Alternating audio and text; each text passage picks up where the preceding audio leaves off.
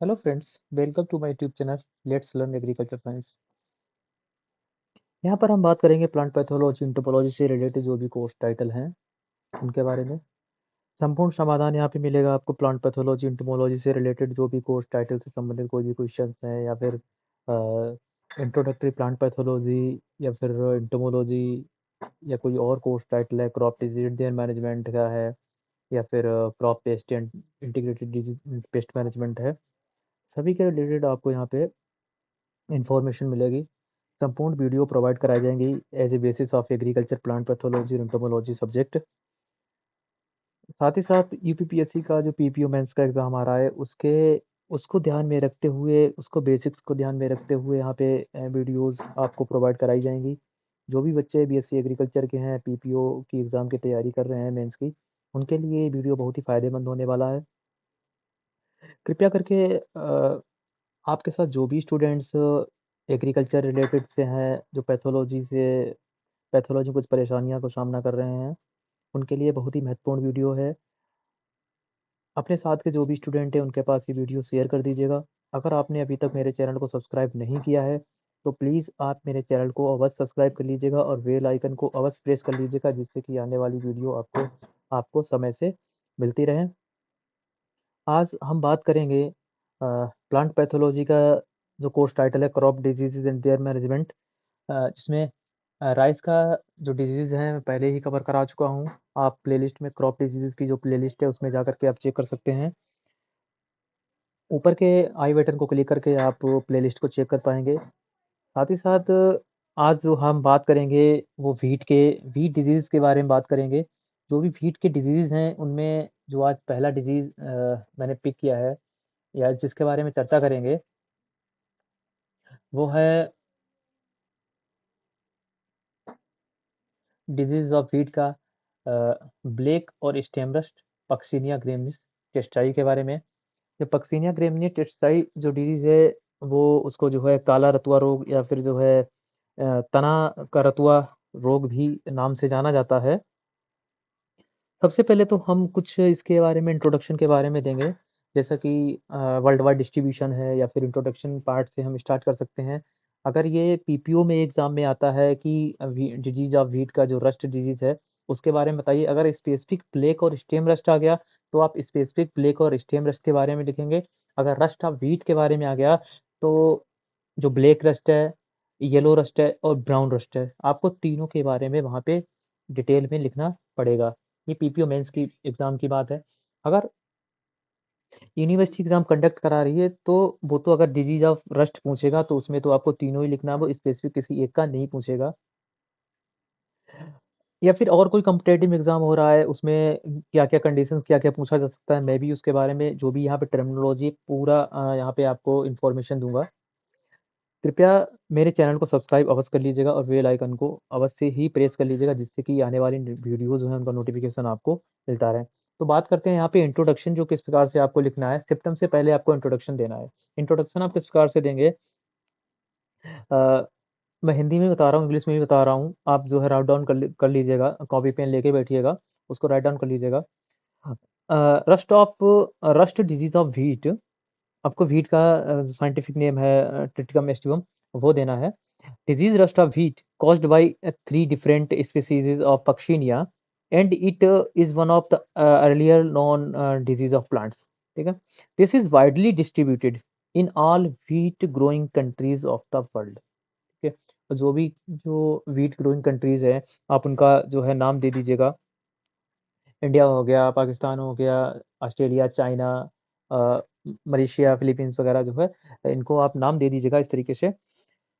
All three type of wheat rust disease, black or stem rust, caused by Puccinia graminicida, brown or leaf rust caused by Puccinia trichina या Puccinia recondita, and yellow और steep rust caused by Puccinia striformis। मैं आपको ये एक याद करने की trick बता रहा हूँ। जो पक्सीनिया स्ट्रिप है या येलो रस्ट है, ठीक है, येलो रस्ट को स्ट्रिप भी बोला जाता है, स्ट्रिप रस्ट। स्ट्रिप को आप स्ट्राइफॉर्मिस से जोड़ दीजिए, ठीक है, स्ट्रिप स्ट्राइफॉर्मिस। तो येलो रस्ट जो है उसको स्ट्रिप रस्ट भी बोला जाता है, और स्ट्रिप रस्ट जो है वो स्ट्राइफॉर्मिस से यानी पक्सिनिया स्ट्राइफॉर्मिस से होता है। जो ब्लैक रस्ट है पक्सिनिया ग्रेमिनिस टेट्साई से होता है, और जो ब्राउन और लीफ रस्ट है वो पक्सिनिया टिटसिना के द्वारा होता है, ठीक है, या उसको पक्सिनिया रिकॉन्डिटा भी बोलते हैं, ठीक है। आगे जो आप इंट्रोडक्शन देंगे, कैसे जैसे कहीं पर भी ये ऐसे महामारी के रूप में आया हुआ है, ठीक है, उसके बारे में थोड़ा इंट्रोडक्शन दे देंगे कि जैसे इन 1946-47 में ये डिजीज बहुत ही सीवियर कंडीशन में कॉज हुआ था as a epidemic form. Black and brown rust have been recorded in the central India and northern plain में आया हुआ था, ठीक है। इसके अलावा इन उत्तर प्रदेश और बिहार में जो ये कंडीशन में आया था as a severe condition out of yellow और brown rust was occurring in 1971 to 1973, ठीक है। ये दो आप इंट्रोडक्शन में दे दीजिएगा कि जो 1946-47 में आया था वो ब्लैक और ब्राउन रस्ट आया था सेंट्रल इंडिया में और नॉर्दर्न प्लेन जोन में आया हुआ था। इसके अलावा उत्तर प्रदेश और बिहार में सीवियर कंडीशन में जो आया था वो येलो और ब्राउन रस्ट आया था 1971 1973 में, ठीक है। रिसेंटली में मैं आपको एक इन्फॉर्मेशन दे रहा हूँ, रिसेंटली में इसकी यूजी 99 जो एक रेस है पक्सिनिया ग्रेमिनिस टिट्साई की, यानी कि ब्लैक रस्ट और स्टेम रस्ट की, ये कॉम्पिटिटिव क्वेश्चन का एग्जाम है। ये कॉम्पिटिटिव ये क्वेश्चन है, एग्जाम का क्वेश्चन है। यूजी 99 क्या है? UG 99 is a race of Puccinia graminis tritici as a black rust और स्टेम रस्ट। ये नई रस्ट फाउंड की गई है, इसको आप राउट डाउन कर लीजिएगा, यूजी 99, ठीक है। क्या है? यूजी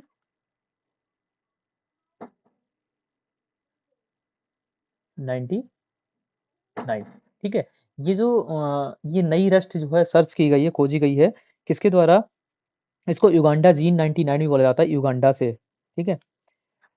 इतना इंट्रोडक्शन दे देंगे तब भी काफ़ी हो जाएगा। चलिए सिम्पटम की बात करते हैं। सिम्पटम्स में क्या-क्या आपको राइट डाउन करना है या क्या-क्या लिखना है, जो भी कॉम्पिटिटिव एग्ज़ाम रहेगा उसमें। सिम्पटम्स आर प्रोड्यूस्ड, पहले तो हम ब्लैक रस्ट और स्टेम रस्ट की बात करते हैं, ठीक है।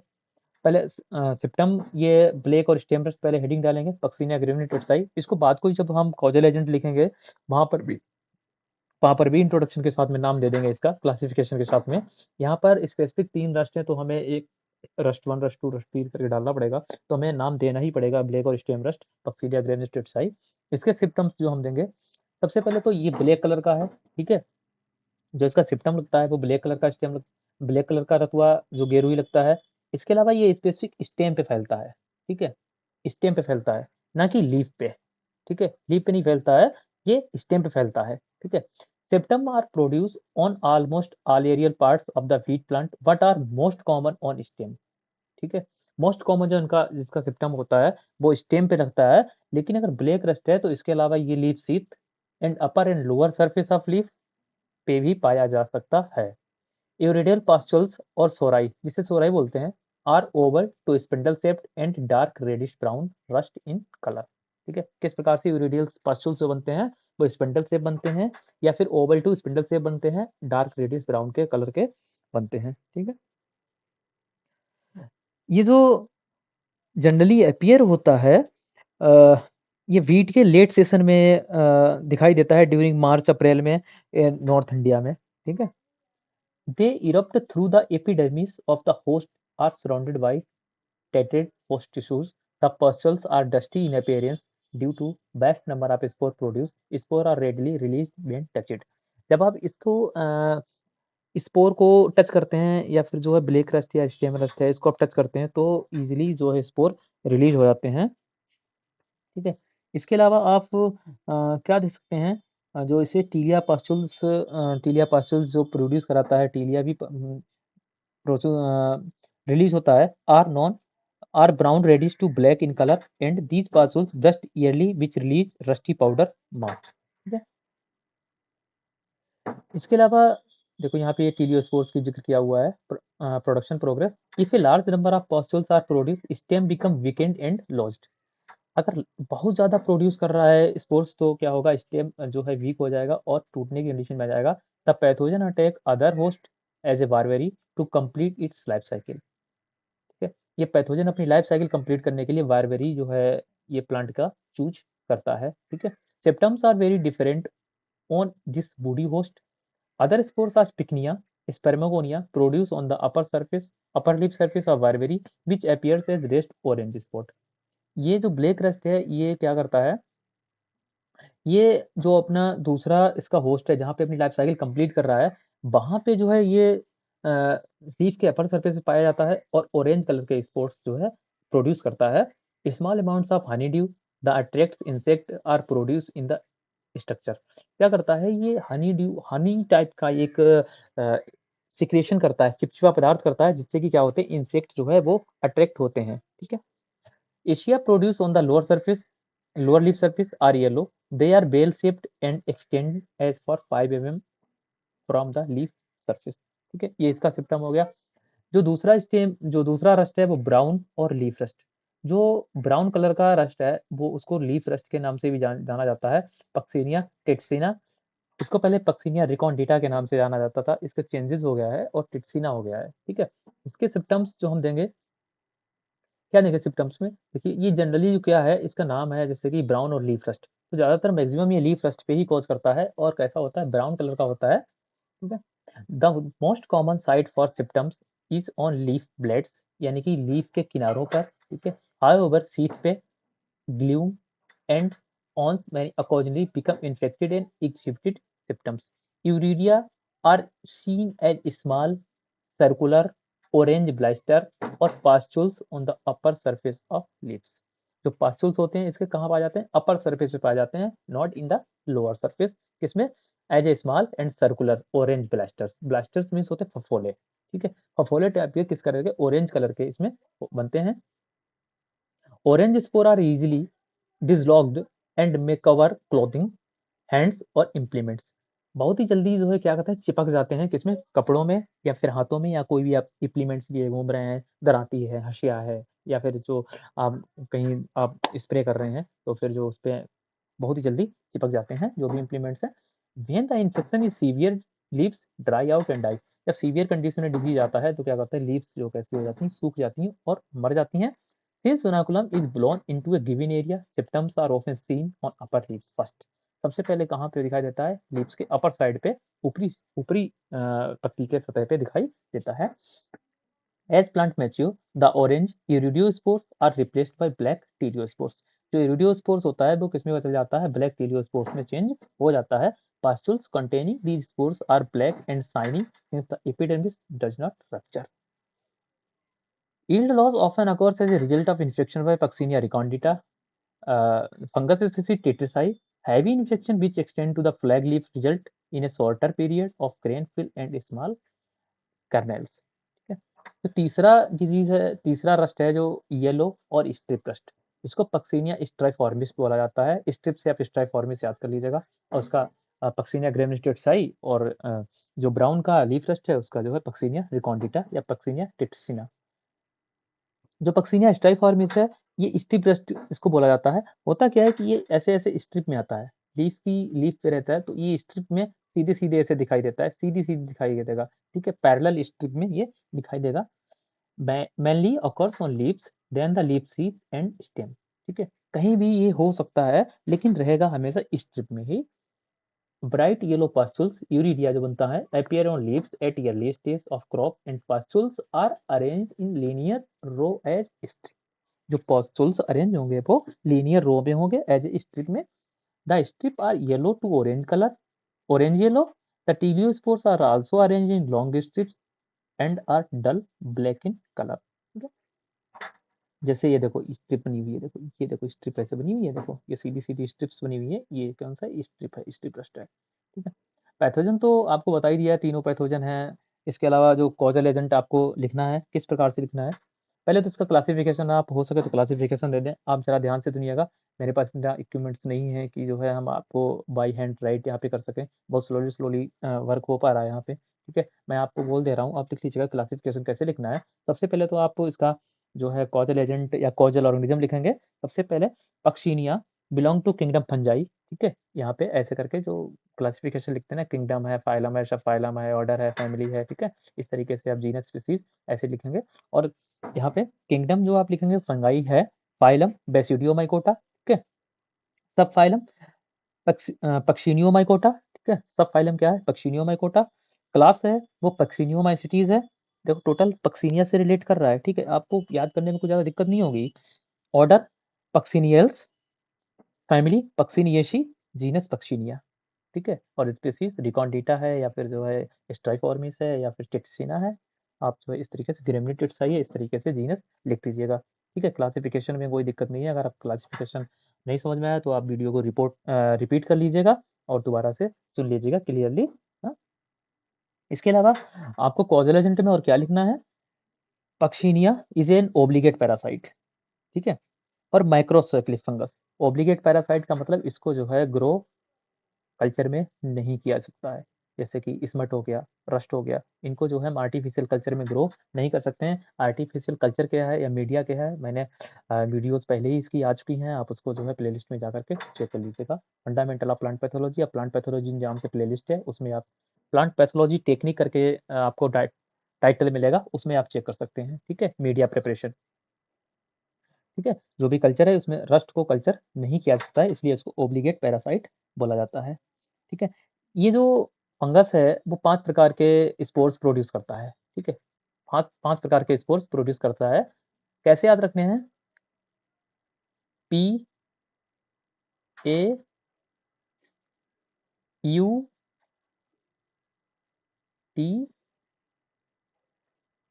वी, ठीक है। कैसे याद रखना है, PAU पंजाब एग्रीकल्चर यूनिवर्सिटी को टीवी हो गया, ठीक है। इस तरीके से पांचों को याद रखना है, ठीक है। बहुत से बच्चे होते हैं कंफ्यूजन करते हैं कि पहली कौन सी स्टेज है, दूसरी कौन सी स्टेज है, तीसरी कौन सी है, चौथी कौन सी है। हमेशा ये कम्पिटेटिव एग्जाम का क्वेश्चन बनता है कि जो इसको स्टेज 0 बोला जाता है या O बोला जाता है, इसको फर्स्ट बोला जाता है, ठीक है। इसको सेकेंड, इसको थर्ड, इसको फोर्थ, ठीक है। ये 4 स्टेजेस रहती हैं, जनरली सी 5 होती हैं। ओ से स्टार्ट होता है, 0 1 2 3 4, ठीक है। इनको सीक्वेंस में पूछता है, या फिर पूछता है थर्ड स्टेज कौन सी है, या फोर्थ स्टेज कौन सी है, या फिर जो 0 स्टेज कौन सी है, या वो स्टेज कौन सी है। तो आप इसको याद रखिएगा, PAU TV Punjab agriculture university को टीवी हो गया, ठीक है।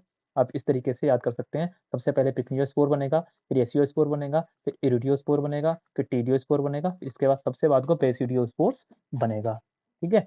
अब ये 5 स्पोर्स बनते हैं, ठीक है। जो इसमें इरिडियो स्पोर्स रहता है वो रिपीटिंग स्पोर्स कहलाता है, और जो टीलियो स्पोर्स रहता है ये सेक्सुअल स्पोर्स कहलाता है, ठीक है।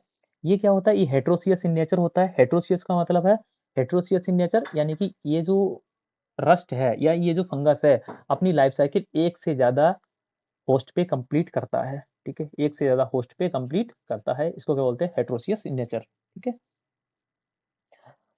इसका जो पिकनियम बनता है, ठीक है।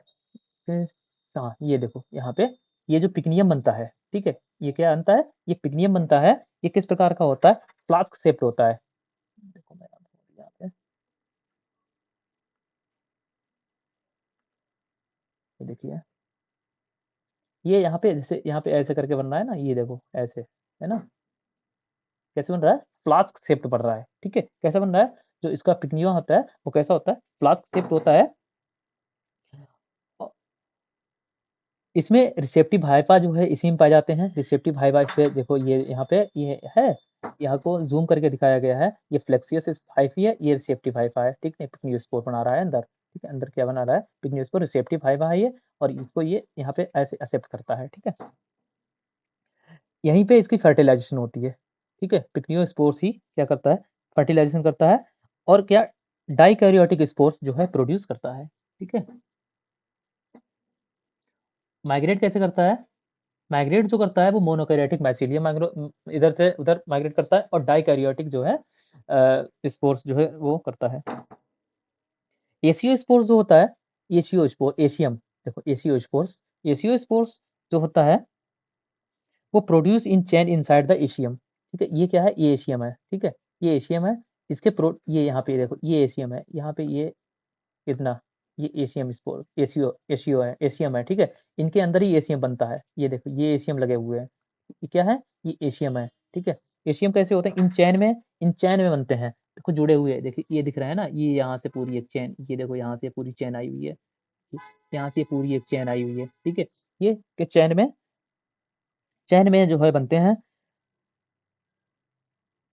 जो ये एशियो स्पोर्स रहते हैं, ये ईच स्पोर्स लिख लीजिएगा, each spore contain 2 opposite mating type nuclei, 2 opposite type, देखो ये मेल और ये फीमेल। देखो एक एक एशियो स्पोर्स में 2 प्रकार के ये मैटिंग टाइप बन रहे हैं, पॉजिटिव एंड नेगेटिव। देखो आप दोनों देख सकते हैं, कौन-सा मेल है, कौन-सा फीमेल है नहीं कह सकते हैं, लेकिन ये ज़रूर पता है कि ये different size different colour show कर रहे हैं, यानी कि डिफरेंट सेक्सुअल रिप्रोडक्शन ऑर्गेनिज्म रख रहे हैं, ठीक है? ये एशियो स्पोर्स, जब एशियो स्पोर्स जो है यहाँ से रिलीज होता है, तब ये ग्रास होस्ट पे आता है, ग्रेमिनियस पे, यानी कि यहाँ पे जो है ये इस पे आता है, व्हीट पे आता है, ठीक है?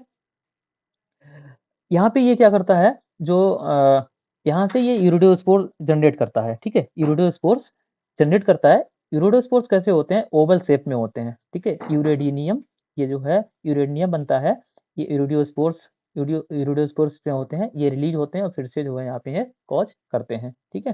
यानी कि इस पे आके बैठते हैं, इस पे इन्फेक्शन करते हैं और यूरिडोस्पोर्स बनते हैं, यूरिडोस्पोर इस पे ही क्या करते हैं, इन्फेक्शन कर देते हैं दोबारा से। ये क्या होते हैं? ये बाइन्यूक्लिएट होते हैं, ओवल टू राउंड होते हैं। देखो ये ओवल भी हो सकते हैं और राउंड भी हो सकते हैं। यहाँ पे ये कैसे हैं? यहाँ पे ये राउंडेड ही हैं। ये आप करेक्टर लिख लीजिएगा, शायद नीचे दिया हुआ भी हो, नहीं दिया है, ठीक है? मैं बता दे रहा हूँ, ये राउंडेड बनते हैं और ये ओवल टू राउंडेड बनते हैं। बाइन्यूक्लिएट होते हैं, स्टाक्ड होते हैं, ठीक है? सिंगल सेल्ड होते हैं, सिंगल सेल में रहेंगे, ठीक है? और यही क्या कहलाते हैं? यही जर्म स्पोर्स कहलाते हैं। ये क्या कहलाते हैं? ये जर्म स्पोर्स कहलाते हैं, क्योंकि यही जर्मिनेट होते हैं और इन्फेक्शन करते हैं, ठीक है?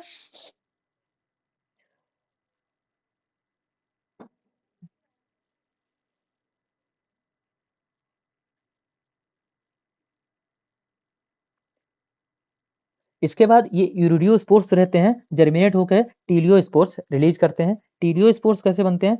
बाई सेल्ड होते हैं। देखो ये सिंगल सेल्ड है, ये सिंगल सेल्ड में है, ठीक है? ये सिंगल सेल्ड में, सिंगल सेल का मतलब ऐसे इस तरीके से इनमें 2 ऑर्गन्स पाए जा रहे हैं, ठीक है? अपोजिट अपोजिट मैटिंग टाइप, ठीक है? ये सिंगल सेल है, इसमें आप ये एक सर्कल दिख रहा है, लेकिन ये जो टीलियोस्पोर्स बनते हैं, ठीक है? ये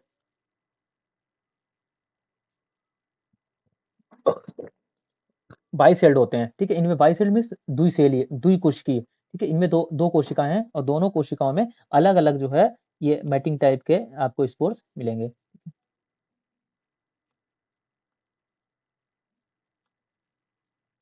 अलग अलग मैटिंग टाइप के मिलेंगे, यानी कि मेल फीमेल, यानी कि एक में 2 मेल और 2 फीमेल होंगे, ये बाइसेल्ड है, ठीक है? बाइसेल्ड जो टीलियोस्पोर्स बनते हैं वो कैसे होते हैं? बाइसेल्ड, देखिए ये बाइसेल्ड है, एक में 2 हैं, ठीक है? 3 नहीं होंगे, 2 ही हैं।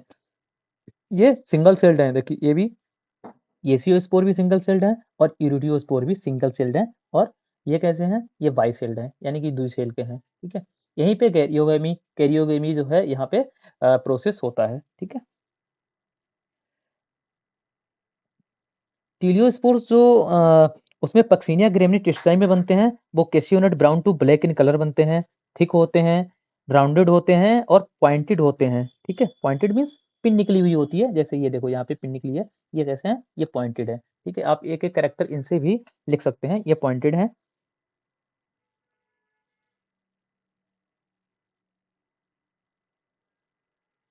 ये इसके बाद ये प्रोमाइसिलियम बनता है, ये जर्मिनेट करते हैं, देखो यहाँ से ये जर्मिनेट करेगा और यहाँ से जो है इस तरीके से जर्मिनेट करते हैं, प्रोमाइसिलियम बनाते हैं और क्या रिलीज करते हैं? बेसिडियोस्पोर्स रिलीज करते हैं, और ये बेसिडियोस्पोर्स होते हैं, ये दोबारा से अल्टरनेट फोर्स जो बारबरी है, बारबरी एंड मोनिया का प्लांट है, उस पे जाकर के कॉज करते हैं, यानी कि बेसिडियोस्पोर्स यहाँ से रिलीज हो जाते हैं वीट से, और अल्टरनेट जो होस्ट है बारबरी, उस पे जाकर के अपनी लाइफ साइकिल कंप्लीट करते हैं, और पिक्नियोस्पोर्स होते हैं वो वहीं पे बनते हैं, ठीक है? 2 स्पोर्स बनते हैं वहाँ पे।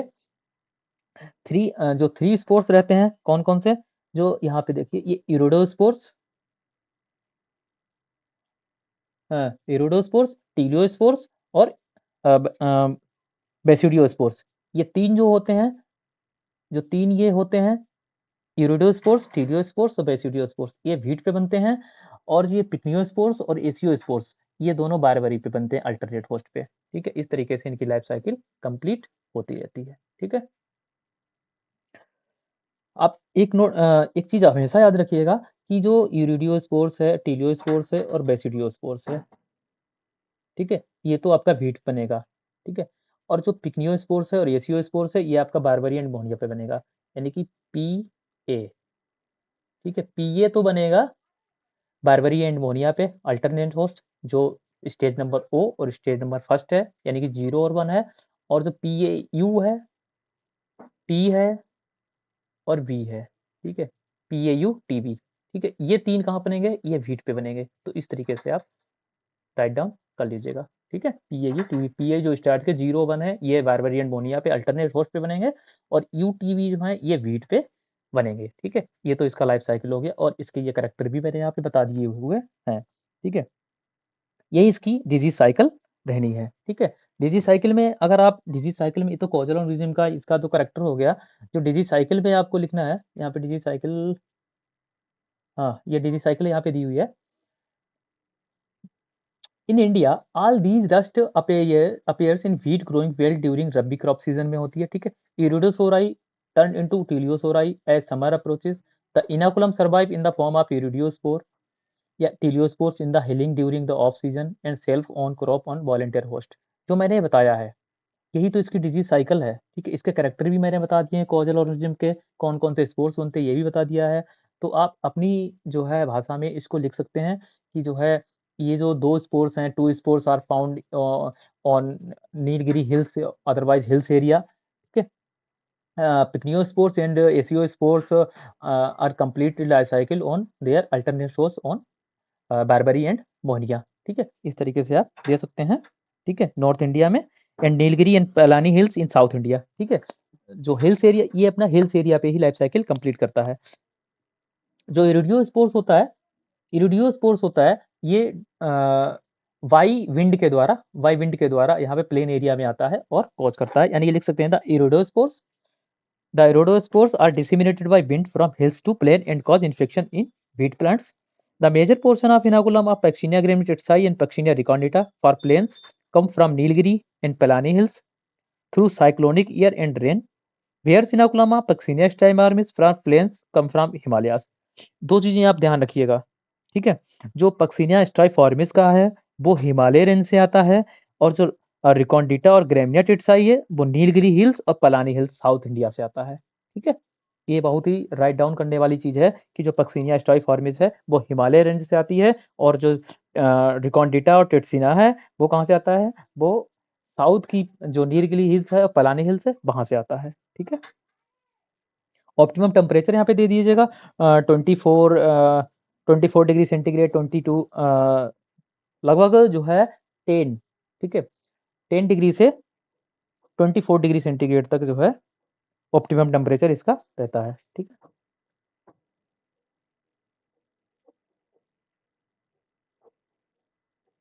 यहाँ पे इसको पॉज कर लीजिएगा और देख लीजिएगा अल्टरनेट सोर्स बारबरी। ठीक है, दिया हुआ है, मैंने बता भी दिया है आपको, टेम्परेचर ओवर 20 डिग्री सेंटीग्रेड यही बता दिया है। ठीक है, यहाँ फेवरेबल कंडीशन बता दी है। ठीक है, temperature less than 10 degree favours yellow rust. ठीक है, यदि साइकिल भी बता दिया है आपको, मैनेजमेंट आपको कैसे करना है। सबसे पहले तो मिक्स क्रॉपिंग करनी है आपको। ठीक है, मिक्स क्रॉपिंग के बाद ज़्यादा से ज़्यादा आपको रेजिस्टेंट वैरायटी ग्रो करनी है। ठीक है, जो डोज नाइट्रोजन फर्टिलाइजर की डोज है वो मेंटेन करके देना है, अवॉइड करना है कि एक्सेस डोज जो ओवर डोज है उसको ना देने पाए। ठीक है, इसके अलावा फोलियर स्प्रे करना है डाइथेन M45 का, डाइथेन M45 का, कितने पे कितना कितने एवरेज देना है, 0.2 0.2% का, या ट्राइडीमेफॉन जो है 0.1% का देना है ऑन क्रॉप। ठीक है, इसके अलावा जीनेव का स्प्रे कर सकते हैं 2.5 kg प्रति हेक्टेयर का, और प्रोपिकोनाजोल जो टिल्ट के नाम से आता है 0.1% का भी स्प्रे कर सकते हैं। इसका एक बायोलॉजिकल कंट्रोल भी है, जो हाइपर पैरासाइट है यूडारलुका फाइलम। ठीक है, यूडारलुका, EUDARLUKA यूडारलुका फाइलम या फाइलम। ठीक है, वो एक आपका बायोलॉजिकल एजेंट है, आप उसको जो है स्प्रे कर दीजिएगा या उसको छोड़ दीजिएगा फील्ड में, वो रस्ट के जो स्पोर्स को क्या करेगा, डेड कर देगा। जो रेजिस्टेंट वैरायटी ग्रो करनी है, ठीक है, वो पीवीडब्ल्यू 343, पीवीडब्ल्यू 550, पीवीडब्ल्यू 17 ग्रो करनी है। इसके अलावा एच डी 2 8, ठीक है, 2888 या DBW 17, NW 2036, जो एन डब्ल्यू है 2036, ठीक है। ये वैरायटी बहुत ही इंपॉर्टेंट वैरायटी है, इसको राइट डाउन कर लीजिएगा। इसके अलावा HP 1014, NW 1012, NW 1014, also as well as SW 0245 variety are resistant for wheat rust of disease। ठीक है, आप ये वैरायटी नोट कर लीजिएगा। अगर आपको दोबारा से कुछ प्रॉब्लम आ रही हो सुनने में, तो आप इसको जो है रिपीट कर लीजिएगा वीडियो को।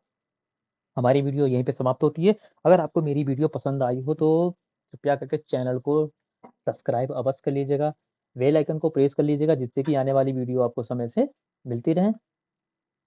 Thank you, have a nice day.